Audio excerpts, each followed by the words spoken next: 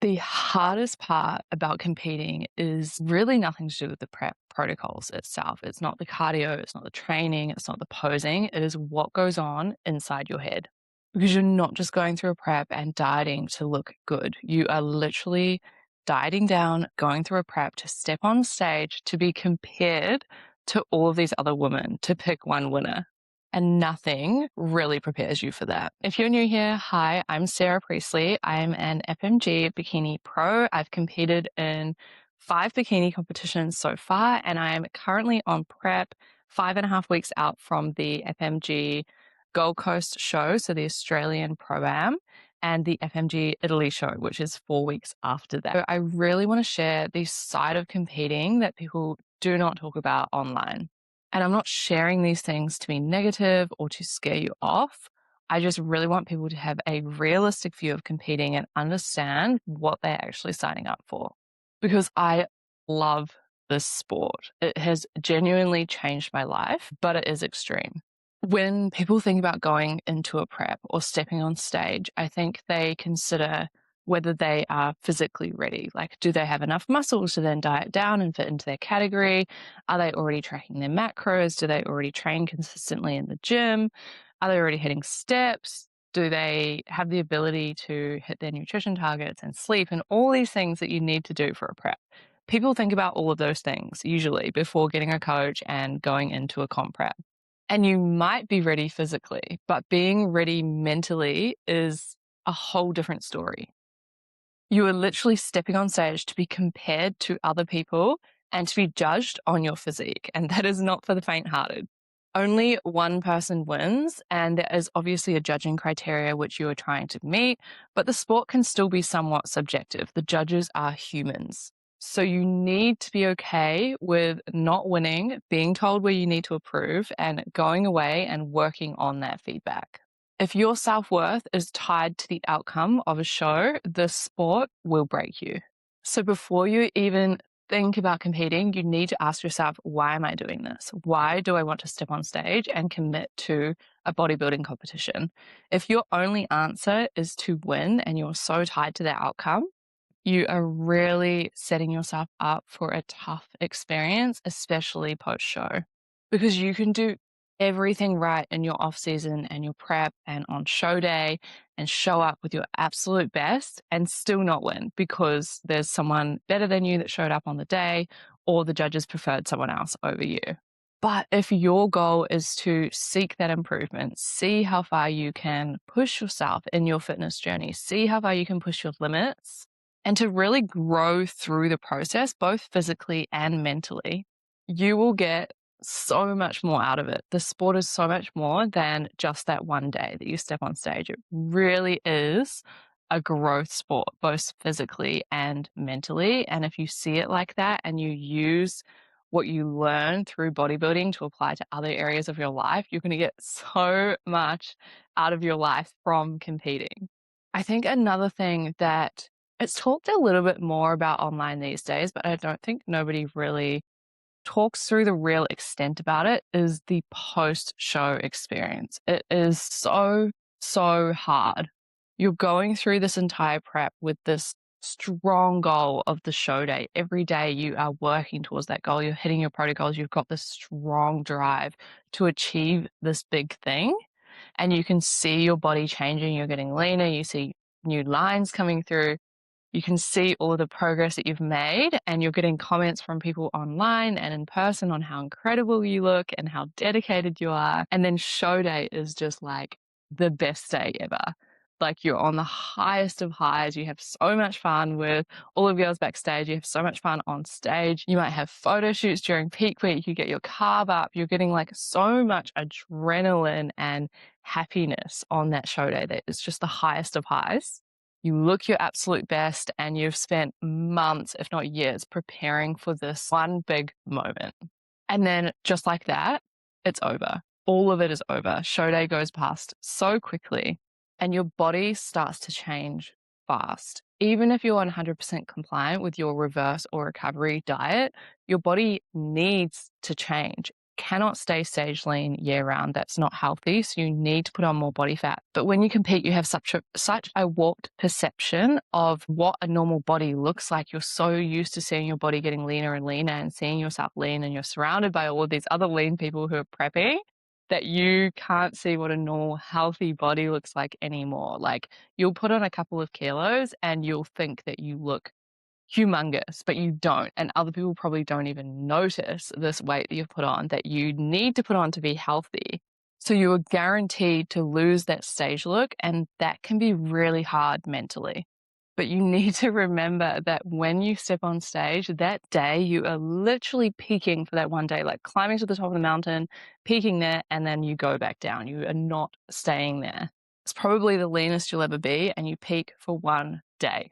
So having a reverse diet plan and a coach post-show is so important, because your hormones are going to be going crazy. You will not have any good hunger cues. You'll just probably want to eat everything under the sun, or you'll be scared to put on body fat, or you'll be putting it on too quickly. You won't know, your body won't know what you need to do. So you need a coach who you can talk to, check in regularly. I normally check in with my coach every few days straight after a show, and then we do weekly throughout that reverse or recovery diet process. You need someone who can set that plan for you, and then you can still have some structure post show. So it's so important to keep some of that structure and some of those habits that you had in prep, because they're going to make you feel so much better post show. Still train, still hit your steps, just less steps. Still include some of those meals and whole foods that made you feel so good during prep, but then include some more fun foods and meals out and flexibility. I think it's finding that balance and having that external person that you can talk to and can support you through that phase to get back to optimal health, because health should be the ultimate goal post show. And then you work on those improvements based on the judges' feedback. I think another really important thing to touch on is that competing is not a weight loss tool. If you are using the goal of a stage, or you want to step on stage because you want to lose weight and you think that will help to motivate you, that is not the right way to get lean. As I said before, prep is extreme. Calories get low, cardio gets high, and your recovery and optimal health gets impacted, no matter how healthy you try and be. This is not a lifestyle that you maintain long term. So if you're wanting to lose weight and keep that weight off, you're likely not chasing stage lean. And the things that you're doing on prep is not sustainable long term in your everyday life. You really do need a solid foundation physically and mentally before even considering a prep. And your body will change so much during prep, and your brain, to be honest. Your hormones, your recovery, your energy, everything shifts. You might experience things like being cold all the time. Your sleep might be impacted. Your hunger is going to be high sometimes. You'll have periods of low energy. You might have mood swings. And for some people, they lose their period or their cycle as well. And these are all real things that can happen during a prep, and often do happen during a prep. But in saying that, you should be sharing all of these symptoms with your coach. You should be aware of this. You should be tracking the intensity and severity of them. And your coach should care. They shouldn't just say these things happen during a prep. They should be aware of them, and they should be keeping an eye on them, because these are all signals that more serious things could be happening. Because there's a difference between the expected stress on your body and all of your systems, and just way too many red flags where it is negatively impacting your health. For example, my coach uses strategic diet breaks and periods of time where we might pull back on output or increase input, so my food, if things like sleep is getting too impacted. Like recently, I've been waking up for a week or two at like 2:30, 3 a.m. And I'm just saying that I've been waking up hungry and unable to get back to sleep. And so what we did is we actually increased my calories, we increased my carbs before I go to bed, we increase my carbs when I wake up, and that helped with that sleep. There's other things we monitor, like, obviously my cycle, my resting heart rate, my heart rate variability, my recovery, my mood, all these things we're tracking. And if anything is trending down or trending in the wrong direction for too long, we will adjust the prep. No prep or no stage is worth your long-term health for. And that is why choosing the right coach is so, so important so they can adjust based on you and how your body is responding to keep you in the healthiest state possible leading into the stage. And another thing that nobody prepares you for is the body dysmorphia. I think this is something that all competitors experience, and they might not realize at the time that they're experiencing it. But during prep, there will be days that you look in the mirror and you're like, I look incredible. I can't believe how many changes I've made. I'm so lean today. I'm feeling tighter. I feel good. And then the very next day or later that afternoon, you'll look at yourself and you'll think I'm bloated and I'm puffy and I'm never going to be ready on time, or I've put on so much body fat, when like you literally don't look any different. The only thing that's changing is your perception of yourself, not your actual body. And that can be really hard to navigate because you're constantly checking your physique, you're constantly analyzing, you're constantly comparing. And it's very easy to get in your own head. And again, that is where having trust in your coach is so important. So you can check in and your coach can give you guidance and you just trust that guidance and you trust the plan. And as long as you're following that plan, you know that you're on the right track, no matter what you think of how you're looking or how close or how far away you are from being stage lean.